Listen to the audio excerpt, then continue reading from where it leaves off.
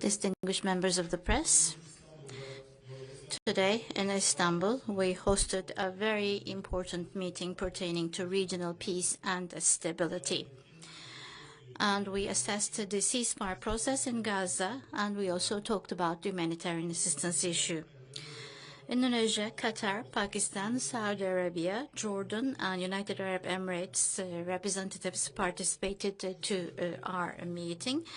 And our counterpart from Egypt was going to be with us today, but because of an international meeting in his country of utmost importance, he was unable to join us.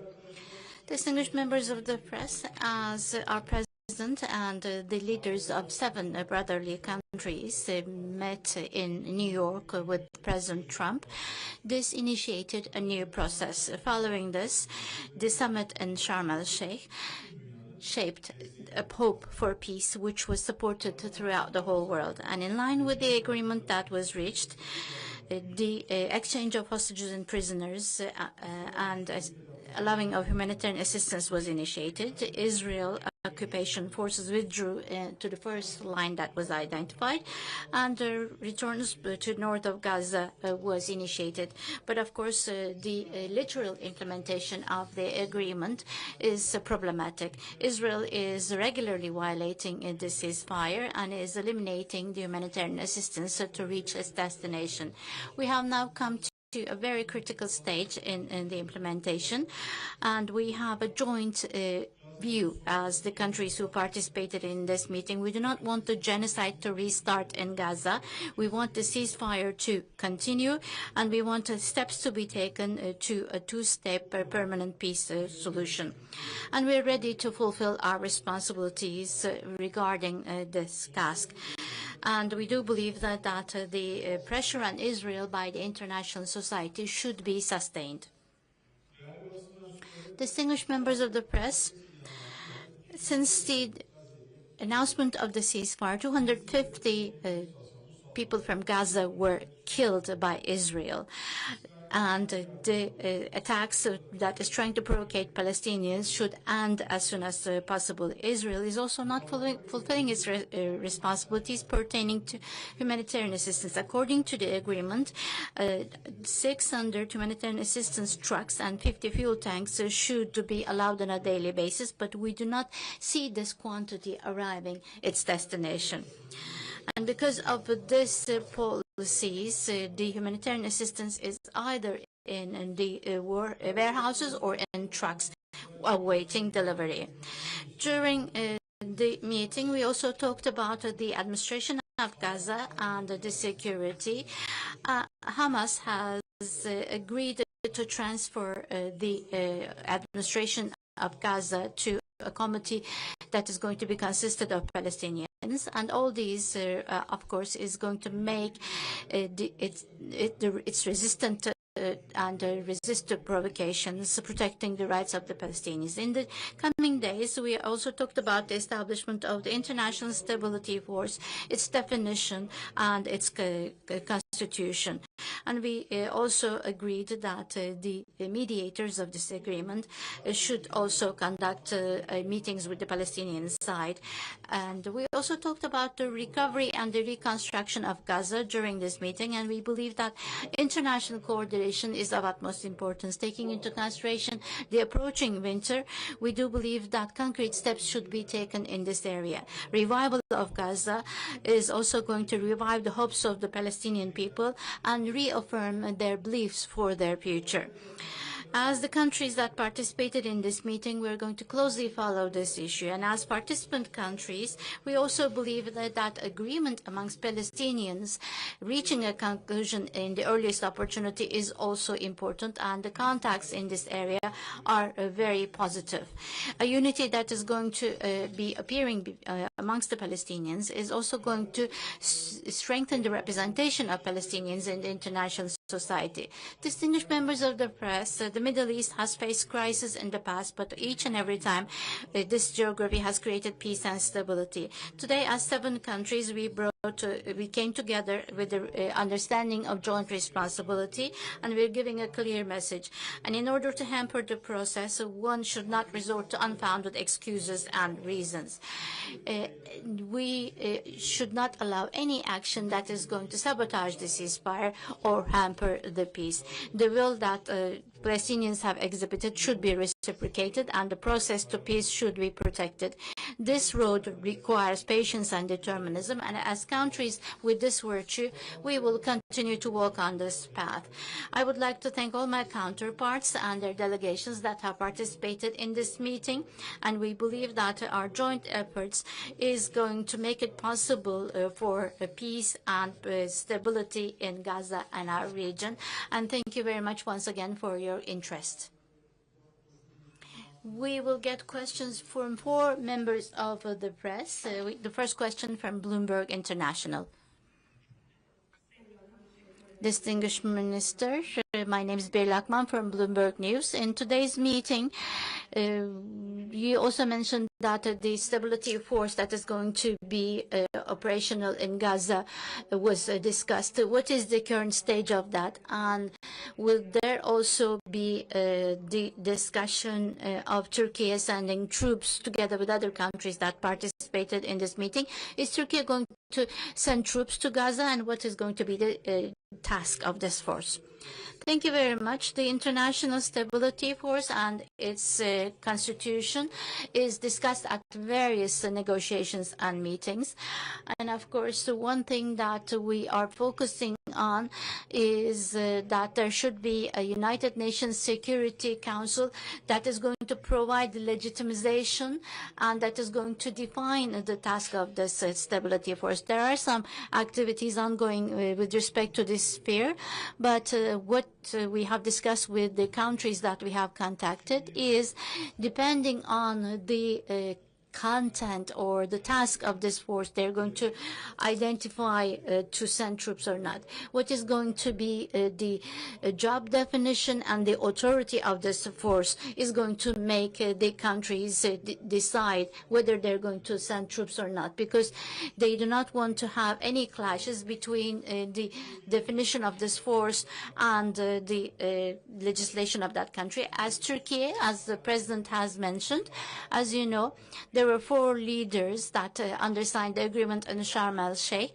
and our President was one of the 4 leaders. This means that for peace, we are ready to do all that falls on our shoulder. But as I have mentioned, the documents that are going to be created and the framework that is going to be created should be of the character for us to support this. Therefore, our diplomatic contacts on this issue is ongoing. The second question from Al Jazeera TV. Thank you very much. The Gaza plan that is pioneered by the United States of America, there are some serious concerns that this is going to be actually transformed into a tutelage, and there are serious concerns in this area. As the Ministers of Foreign Affairs of Islamic countries, what were the agreements that you reached so that the Palestinian people can actually determine their own fate? First and foremost, whichever document is prepared, whatever the initiative that is going to be undertaken, the issue of Palestine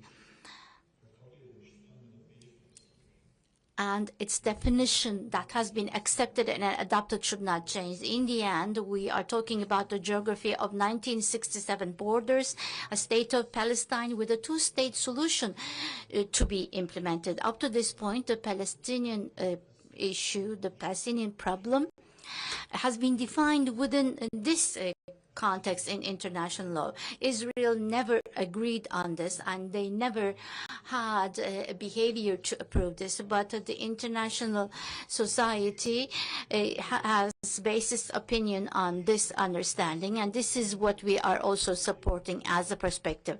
Therefore, the crimes against humanity in Gaza that have been committed should end at the earliest date, and the ceasefire ceasefire should continue.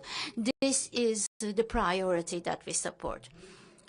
But hopefully, this will be the current moment and the current momentum, because we do not want the Palestinian issue to be redefined by abusing this. Therefore, we need to pay diligent attention diplomatically, and we cannot and should not allow a new structuring.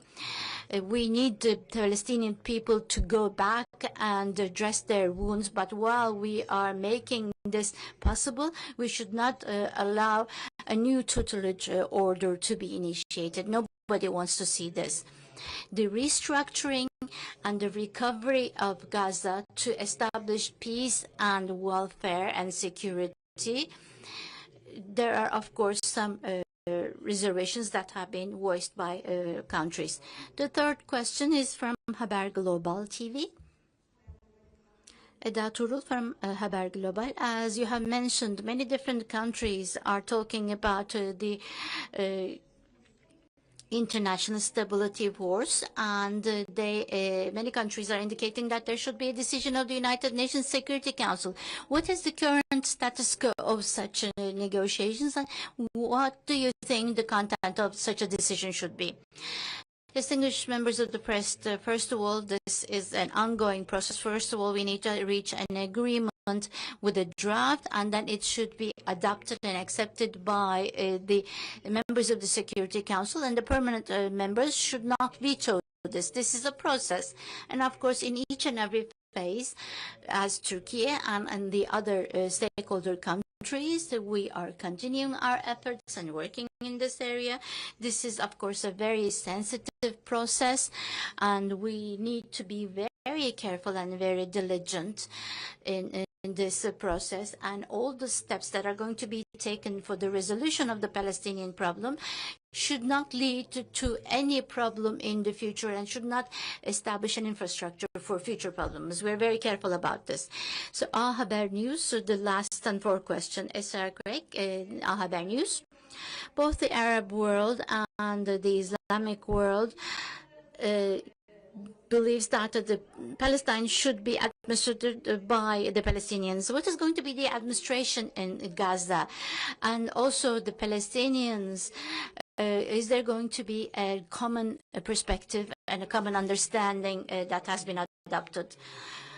First and foremost, there is an understanding and a common perspective amongst us. We do not have any problem with the Palestinians, but Israel and the other international actors that are effective might have a different perspective. But of course, diplomatic negotiations and advancing on this basis is to convene and for the two perspectives to unite and reach an understanding.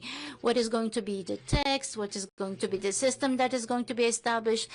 To what extent the priorities are going to be met on which side? But our principal approach is the Palestinians should be ruled by Palestinians, and the security of Palestinians should be achieved by Palestinians. And the international society should provide diplomatic, institutional, and economic support for the revival of this.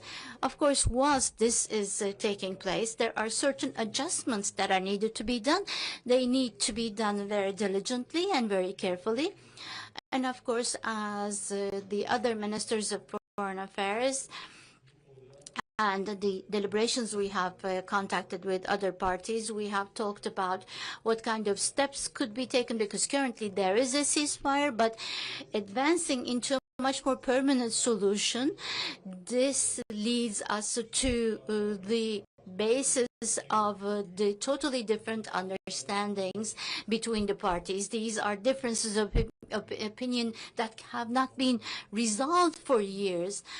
And the genocide and the war that has been continuing for almost 2 years now, there is a new understanding of security. So all of these being involved into a new system is something that will take more time. But we have hope, we are positive, and we will continue to do our utmost, and we will continue to work with our partners. Thank you very much. Thank you.